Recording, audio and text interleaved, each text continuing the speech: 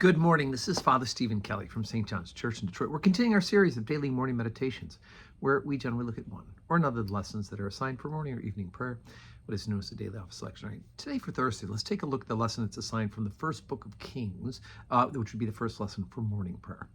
We're at the 8th chapter, beginning at the 54th verse.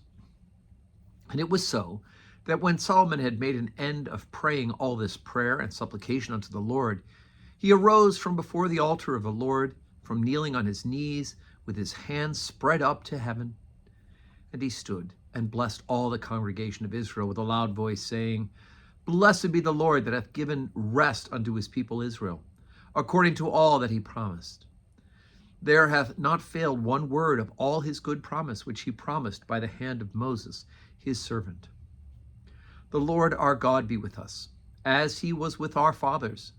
Let him not leave us nor forsake us, that he may incline our hearts unto him, to walk in all his ways, and to keep his commandments and his statutes and his judgments, which he commanded our fathers. And let these my words, wherewith I have made supplication before the Lord, be nigh unto the Lord our God day and night, that he maintain the cause of his servant and the cause of his people Israel at all times, as the matter shall require, that all the people of the earth may know that the Lord is God, and that there is none else. Let your heart therefore be perfect with the Lord our God, to walk in his statutes, and to keep his commandments, as at this day. And the king and all Israel with him offered sacrifice before the Lord. And Solomon offered a sacrifice of peace offerings, which he offered unto the Lord, 22,000 oxen, and 120,000 sheep. So the king and all the children of Israel dedicated the house of the Lord. Okay, so as we mentioned before, David had a burning desire to build a temple for God, right, for the place of the Ark of the Covenant, and a place where God would be worshipped and the sacrifices would be offered, a permanent location. But God told David that it would not be during his time, but it would be his son who would do such a thing. And so now we are at chapter 8 of this first book of Kings, and we've heard the prayers of Solomon. The temple itself was built. We heard about all the dimensions of the temple. And then, of course, just before this, we heard the prayer of dedication for the temple, Solomon's prayers. Now he's turning and he's addressed the people.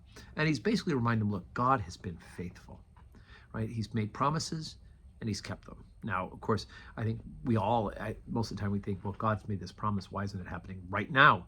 And one of the promises is not that it may be expedient for us at that moment, but God is always faithful. And of course, ultimately, we know that one of the promises given to David and then through Solomon is that there would ultimately be one of their heirs on the throne forever and ever. And of course, ultimately, that refers to Jesus Christ himself, who is both God and man, and he's from the line of David.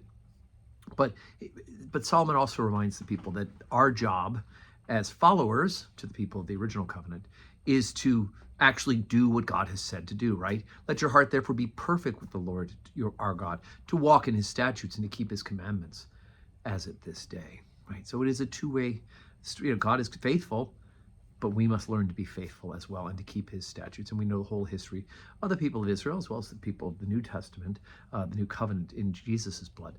We have our ups and we have our downs, but God continues to be faithful either way. So anyway, so we thank God for the building of the temple. And we know, unfortunately, this would not be a permanent structure. There would be several of them that would be constructed. And then, of course, Jesus Christ himself offering the one sufficient sacrifice once offered for the sins of the whole world. No longer do we have to have 220,000 oxen and 120,000 sheep sacrificed as a peace offering, because Jesus Christ has been the one sufficient sacrifice once offered for the sins of the whole world. So today's Thursday, and today our communion service is at 9 a.m., as it is on Thursdays. But this will be the last Thursday at 9 a.m. Next week, we'll go back to our later time in the morning as well, but 9 o'clock today. And I do hope that you can join us in person or on this live stream. And may God grant you a Thursday that is full of blessings.